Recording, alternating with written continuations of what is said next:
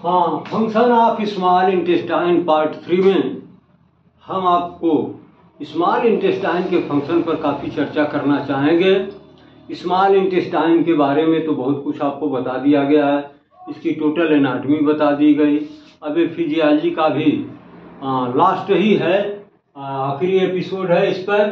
तो इसमें हम मुख्य रूप से इसके फंक्शन और इसकी अप्लाइड या क्लिनिकल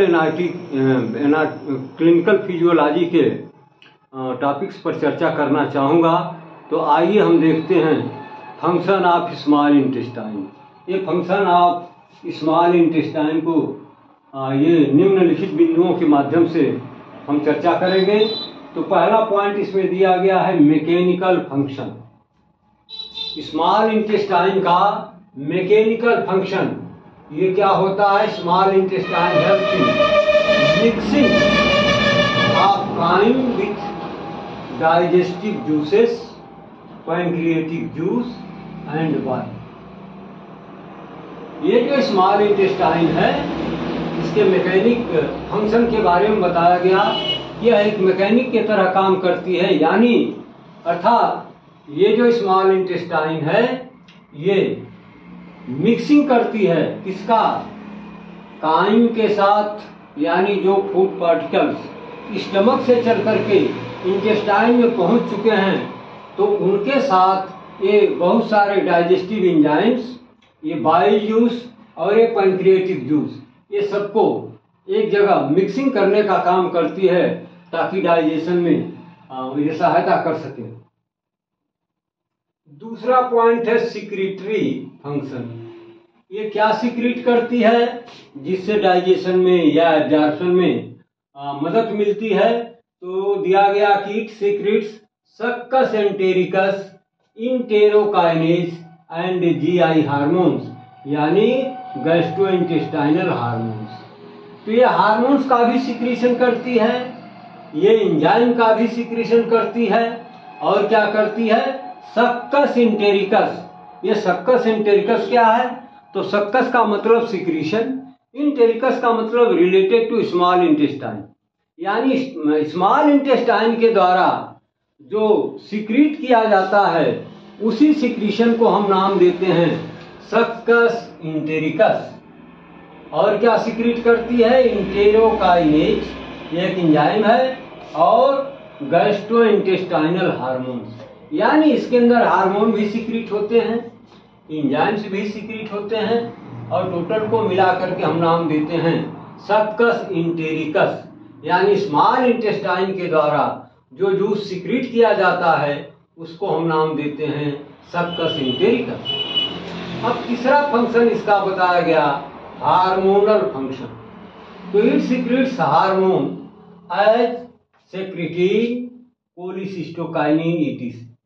यह हार्मोन्स तो और भी कई सिक्रीट करती है, लेकिन जो मेन इसके हार्मोन्स हैं वो क्या है? सेक्रेटिन और कोलिसिस्टोकाइनिन। तो आपने देखा कि ये स्मॉल इंटेस्टाइन ये सक्कस इंटेरिकस के बाद कुछ हार्मोनल फंक्शन भी रिस्पांस करती है, जिसमें कुछ हार्मोन्स का सिक्रीशन होता है, जैसे मेनली सेक्रेटिन और कोलिसिस्टोकाइनिन।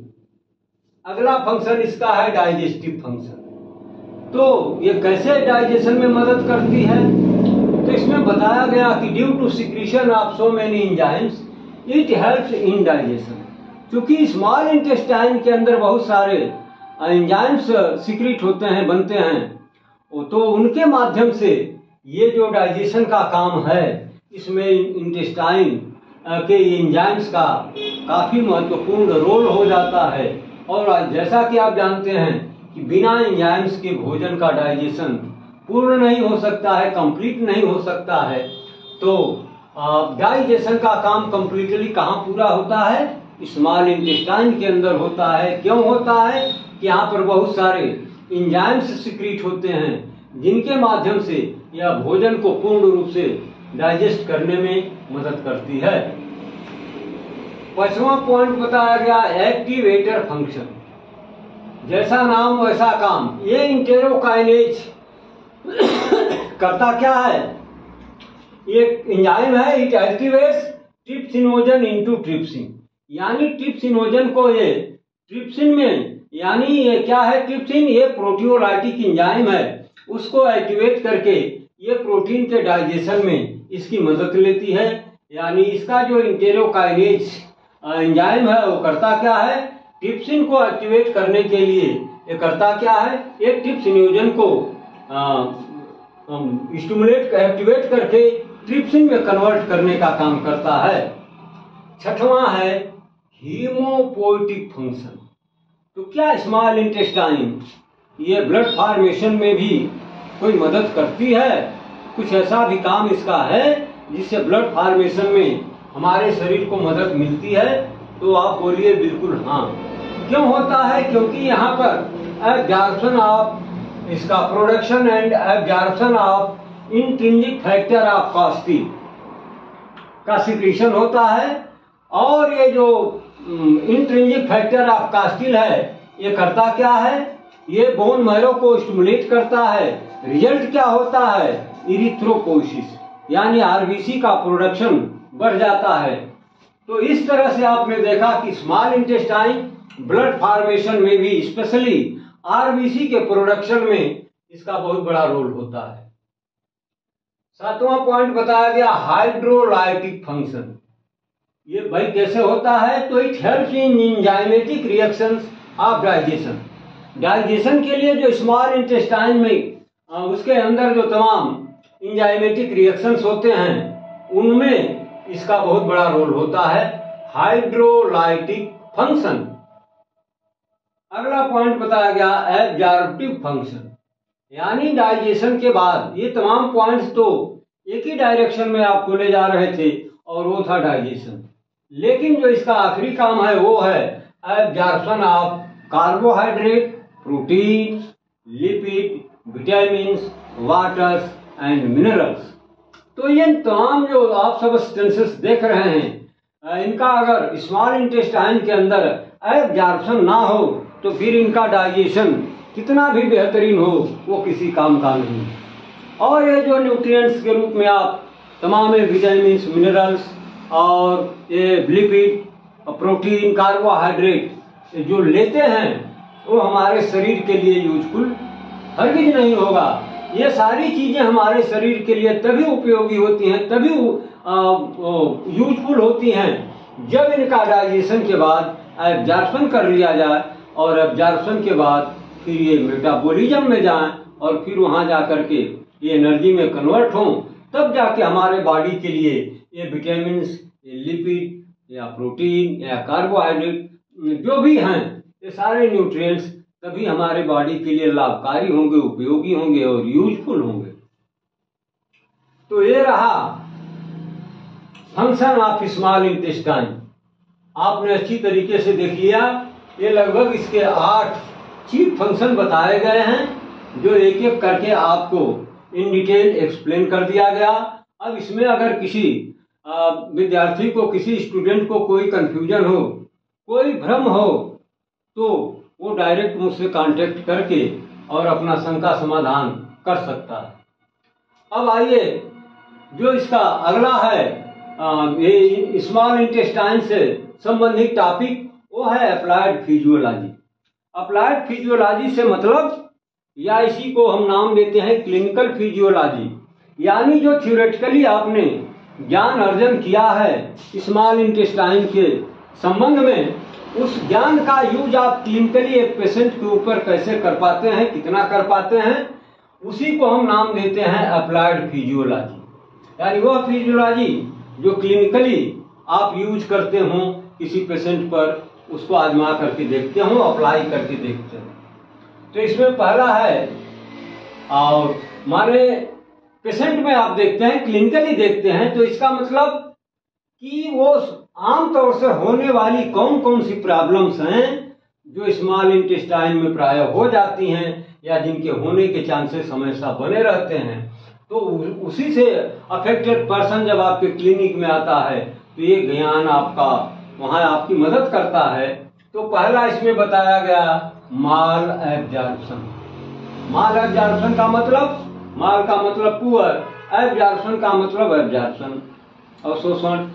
तो माल एब्जॉर्प्शन ये क्या है?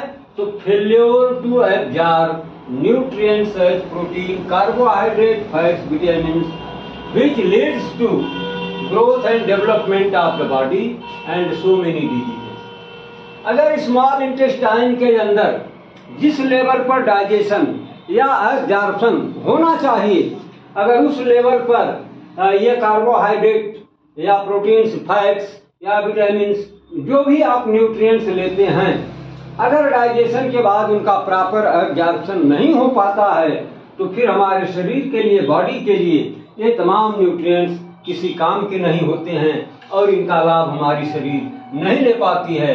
रिजल्ट ये होता है कि इनके वजह से बहुत सारी और भी प्रॉब्लम क्रिएट हो जाती हैं और ये ग्रोथ और डेवलपमेंट, जो शरीर का विकास है, वो जो ग्रोथ है इसकी, जो डेवलपमेंट है शरीर का, वो सब कुछ रुक जाता है। क्योंकि जब न्यूट्रिशन नहीं मिलेगा तो किसी भी बॉडी पार्ट का ग्रोथ नहीं होगा, डेवलपमेंट नहीं होगा।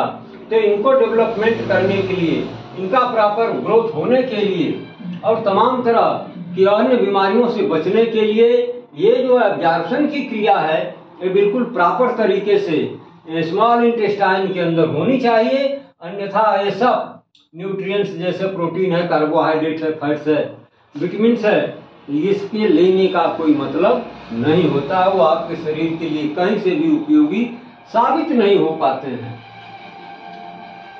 दूसरी इसकी एक कॉमन प्रॉब्लम है क्रोन्स डिजीज। ये साइंटिस्ट का नाम है क्रोन्स। उन्होंने सबसे पहले इसको सर्च किया तो उन्हीं के नाम पर इसका नाम रख दिया क्रोन्स डिजीज। ये क्या है? ये वास्तव में इंटेराइटिस है। ये वास्तव में क्या है? इंटेराइटिस है। इंटेराइटिस का मतलब inflammation in the small intestine. इसका कॉमन साइट कहाँ है? Mainly on the lower part of ileum, which leads malabsorption and diarrhoea. तो ये जो क्रोन्स डिजीज है, यह प्राय होती कहाँ है? ऑन द डिस्टल और lower part of the ilium. अब जब यहाँ पर ये इन्फ्लेमेशन हो जाएगा इलियम में, तो रिजल्ट क्या होगा? माल एब्जॉर्प्शन होगा और डायरिया की भी प्रॉब्लम हो सकती है। तीसरा पॉइंट इसमें बताया गया ट्रॉपिकल स्प्रू। ये क्या है? ये भी स्मॉल इंटेस्टाइन की एक कॉमन प्रॉब्लम है, लेकिन ये प्राय ऐसे जगह पर, ऐसी एरिया में रहने वाले लोगों को हो जाती है जिनका रहन सहन का जो एटमॉस्फेयर है, वातावरण है, वो उष्ण कटिबंधीय होता है। उसको बोलते हैं ट्रॉपिकल एरिया। तो ऐसे एरिया में निवास करने वाले लोगों में प्रायः ये प्रॉब्लम होती है स्मॉल इंटेस्टाइन की, जैसे इंडाइजेशन की प्रॉब्लम, डायरिया की प्रॉब्लम, एनोरेक्सिया की problem, loss of body weight की problem, cramps in abdomen and muscles. तो ये ट्रॉपिकल एरिया में रहने वाले, उष्णकटिबंधीय प्रदेश में रहने वाले लोगों में ये स्मॉल इंटेस्टाइन की ये बहुत ही कॉमन प्रॉब्लम होती हैं, जैसे अपच की समस्या, डायरिया की समस्या, भूख का न लगना, भूख नहीं लगेगी, प्रॉपर भोजन नहीं लेगा तो लॉस ऑफ बॉडी वेट तो सुनिश्चित है, और जब वीकनेस होगी तो cramps in abdomen and muscles होना सुनिश्चित है। यानी मसल्स में और एब्डोमेन में क्या होता है? ऐंठन या मरोड़ करके दर्द का होना। तो ये प्रायः ऐसे लोगों में होता है जो ट्रॉपिकल एरिया में रहते हैं, उष्ण कटिबंधीय इलाके में रहते हैं, उनमें प्रायः ये बीमारियां होती हैं स्मॉल इंटेस्टाइन के अंदर। अगली जो चौथी प्रॉब्लम बताई गई वो है स्टिटोरिया। ये स्टिटोरिया क्या है? An acute immune disorder characterised by damage of mucosa and atrophy of villi. ये म्यूकोजा में डैमेज होता है और विलाई में एट्राफी हो जाती है। क्यों ऐसा होता है? अगर ऐसा होता है तो क्या होता है? Steatorrhoea due to pancreatic lipase leads to fat malabsorption resulting stool में भी frothy, clay colour, bulky, foul smelling, undigested fat substances. ये जो स्टीटोरिया है ये प्राय जो लाइपेज होता है स्मॉल इंटेस्टाइन के अंदर, यानी वो बनता तो पैंक्रियाज में है लेकिन उसका रिस्पांस कहाँ मिलता है, स्मॉल इंटेस्टाइन के अंदर मिलता है। और ये लाइपेज करता क्या है, यह एक एंजाइम है which is responsible for the digestion of lipid. और यू कैन से अगर पैंक्रियाटिक लाइपेज या तो एब्सेंट है या तो लेस देन नॉर्मल है तो फिर उस व्यक्ति को फैटी फूड लेने के बाद क्या क्या दिक्कतें हो सकती हैं। तो उसमें एक प्रॉब्लम है, इसको नाम देते हैं स्टीटोरिया। क्या कहते हैं, स्टीटोरिया। हाँ ठीक सुना आपने, स्टीटोरिया। स्टीटोरिया में होता क्या है, स्टूल का जो कलर है वो मिट्टी के कलर का यानी कलरलेस ब्राउन कलर का हो जाता है और फ्राथी, स्टूल जो है फ्राथी होता है मतलब झागदार होगा। और क्या होगा, बल्कि होगा, माने बल्क में होगा यानी लार्ज अमाउंट में होगा। और क्या होगा, फाउल स्मेलिंग, उसमें बदबू आएगी। और क्या होगा, अनडाइजेस्टेड फैट सब्सटेंसेस उसमें होंगे। ये जो फैट है ये अनडाइजेस्टेड फॉर्म में बॉडी के बाहर स्टूल के साथ आ जाएगा। तो ये है स्टीटोरिया। स्टीटोरिया का मुख्य कारण क्या है, लाइपेज नाम का जो डाइजेस्टिव एंजाइम है या तो वो एब्सेंट हो जाए या तो लेस देन नॉर्मल अमाउंट में हो। तो रिजल्ट क्या होता है, व्यक्ति जब फैटी फूड लेता है तो उसका डाइजेशन कंप्लीट नहीं होता है।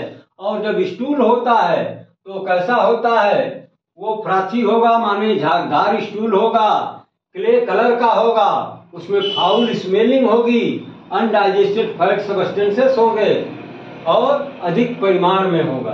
तो इसी को नाम देते हैं स्टीटोरिया। तो due to deficiency of a pancreatic lipase small intestine में खास तौर से ये लिपिड डाइजेशन का काम बाधित होता है और ये स्टीटोरिया नाम की प्रॉब्लम क्रिएट हो जाती है। अगला जो है वो पॉइंट है वो है सीलियक डिजीज। यहाँ पर कुछ सीलियक डिजीज पाई जाती हैं जिनको हम मान लेते हैं कि दीज आर एक्यूट, ये इम्यून डिसऑर्डर के श्रेणी में आती हैं। Characterised by damage of mucosa. इसमें होता क्या है, जो mucosal innermost layer of the wall of the small intestine है वो डैमेज होती है। और क्या होती है, जो वहां पर बिलाई पाए जाते हैं उन बिलाई में एट्रॉफी हो जाती है, मतलब वो सिकुड़ जाते हैं, उनकी साइज छोटी होने लगती है। और क्या होता है, small intestine results in diarrhoea, steatorrhoea, abdominal pain, weight loss, irritability and depression. इसके वजह से क्या क्या प्रॉब्लम हो सकती है, तो पहली प्रॉब्लम बताई गई डायरिया। और क्या हो सकता है, स्टीटोरिया अभी ये जो इसके ऊपर वाला पॉइंट हमने एक्सप्लेन किया उसमें स्टीटोरिया को पूर्णता से एक्सप्लेन किया गया। और क्या होगा, एब्डोमिनल पेन एब्डोमिन की प्रॉब्लम होगी, माने पेट में दर्द होगा, वेट लॉस और शरीर का वजन घटेगा। और क्या होगा, चिड़चिड़ापन हो जाएगा, इरिटेबिलिटी होगी। और क्या होगा, वो व्यक्ति डिप्रेशन में जाएगा। और डिप्रेशन में जाने के बाद तो बहुत सारे रोगों की उत्पत्ति होना संभव है और होती भी हैं। तो अब इसके साथ हम स्मॉल इंटेस्टाइन का चैप्टर क्लोज करेंगे, लेकिन अगले वीडियो में हम इस पर ढेर सारे ये MCQ लेकर आएंगे जिनको हम आपके साथ डिस्कशन करेंगे।